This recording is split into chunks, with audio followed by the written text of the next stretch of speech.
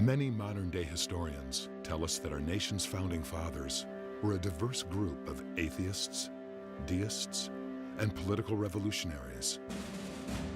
So where did they find the common ground and the inspiration for the ideas that birthed the most successful nation in history? Did their faith play a role in our nation's founding ideas? Do we have, as many historians claim, a godless constitution?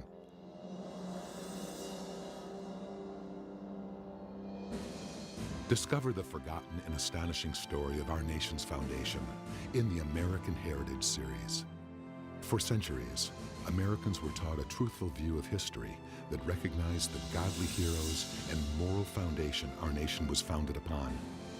But in recent years, a new version of history has assaulted the moral and spiritual fiber of our nation, leaving the truth of our past eliminated and forgotten until today.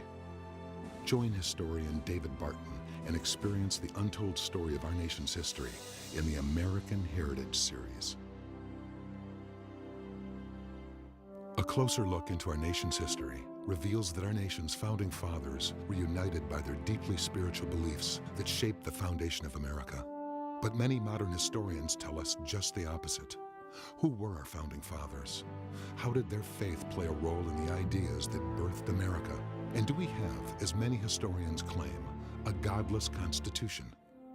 Discover our nation's godly history in the American Heritage series. America, this is your heritage.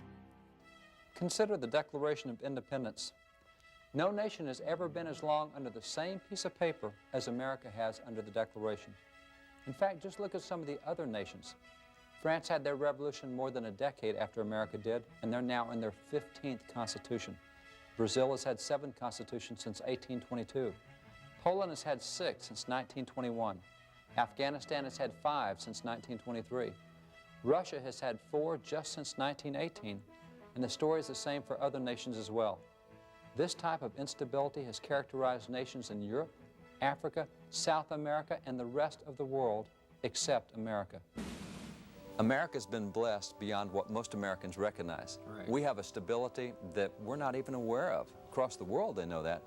But any given year at the United Nations, the number of nations goes up and down in count because of civil wars or revolutions or someone's been absorbed by someone else. We haven't had a revolution in America since 1776. We've been under the same piece of paper since then. No other nation's ever done that. I mean, this is unbelievable what we have. Way back in 1831, Alexis de Tocqueville, a Frenchman who came to America, who observed us, who wrote about us, said this. He said, "The position of the Americans is quite exceptional. It's to be believed that no other democratic people would be placed in a similar situation." That's what's called American exceptionalism. And America is exceptional. And you can take that 2 ways. You can really be proud of that, but the Founding Fathers took it a different way. They took it as a source of national humility. If we've been blessed, if we've been exceptional, it's been because of God's hand. John Adams gave a great national proclamation. He said the only source of national security is in our recognition of our humble dependence on Him. So this American exceptionalism that we have really ties back to our dependence on and our acknowledgement of God's hand in our affairs. American exceptionalism, okay? Just redefine that for me. American exceptionalism really means that we're exceptional among the nations of the world, and that's not an attitude, that's a statement of fact. Okay. We've had 1 revolution since 1776. We are the longest ongoing constitutional republic in the history of the world. We've been under the same piece of paper all that period of time. No other nation's done that. That makes us exceptional. Now, Okay. that's not a source of pride to say, oh, we're better than the rest of the world.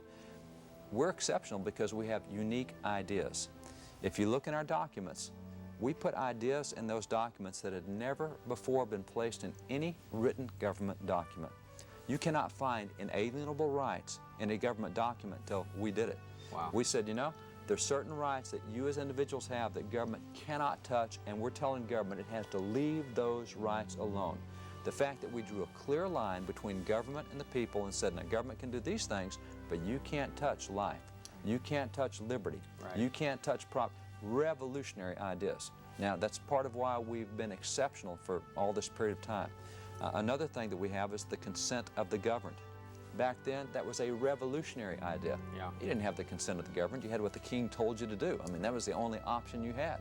So now we're saying, no, government is the consent of the governed. You have to have our permission as government to do things. Revolutionary idea. It's made America exceptional. Now, isn't that really what we're discussing right now? What ideas Yes. were in the Founding Fathers to make us Yes. exceptional? You have a radical idea with separation of powers. The idea that we're going to make three branches separate, because the governments back then, judiciary was under the king. Parliament, legislature was under the king. You had one head. There were branches, but they weren't separated. Right. So the idea we have of separating branches, putting them wide apart, revolutionary stuff. And then on top of that, to make sure they stayed separated, we gave checks and balances. Wow. Another revolutionary idea that says, all right, because we don't want one branch running the other two, we're giving you ways to defend yourself against these two. We incorporated in the Constitution what Alexander Hamilton called constitutional arms of self-defense. Every branch had a way to defend itself against the encroachments of the other branches. Revolutionary ideas. We take it for granted today. We think, oh, everybody does that. No, everyone doesn't do that. And then on top of that, we threw in a really novel idea called republicanism. It's in our Constitution, Article 4, Section 4. We get to have elections at the local, county, state, and federal levels every time we have elections.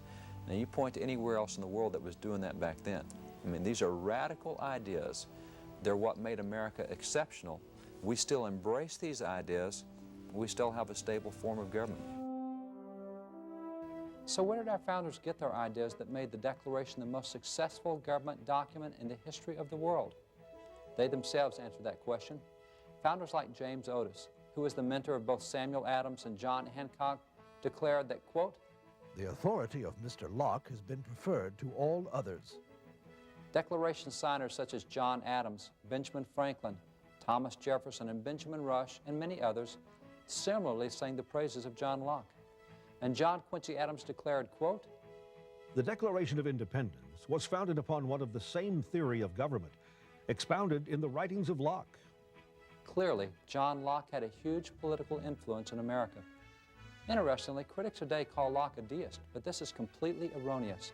Not only was John Locke considered a theologian by previous generations, but he even wrote a verse-by-verse commentary on Paul's epistles and compiled a topical Bible, which he called a commonplace book to the Holy Bible. It listed the verses in the Bible subject by subject. And when the anti-religious Enlightenment thinkers attacked Christianity, Locke defended it in his book, The Reasonableness of Christianity as Delivered in the Scriptures. And then when he was attacked for defending Christianity in that first work, he responded with the work of Vindication of the Reasonableness of Christianity. Still being attacked, 2 years later, Locke wrote a second Vindication of the Reasonableness of Christianity. No wonder earlier generations considered him a theologian. However, the writing of John Locke that most influenced the founders' philosophy in the Declaration of Independence is this work, The Two Treatises of Civil Government by John Locke. In fact, signer of the Declaration, Richard Henry Lee, declared that the Declaration itself was, quote, copied from Locke's treatise on government. This is an amazing book. It's less than 400 pages long. It's only 1.25 inches thick. Yet Locke refers to the Bible some 1,500 times in this one book in order to show the proper operation of civil government. And this is the primary work influencing the Declaration of Independence. No wonder it's been such a successful document. And how about the Constitution? It's been so successful that America is now the longest ongoing constitutional republic in the history of the world. Our Constitution was an original and unique American document. It was not a compilation of the best clauses of other constitutions from across the world. No, our Constitution contained ideas that had not before appeared in written constitutions. New and novel practices like the separation of powers and checks and balances. Practices like republicanism,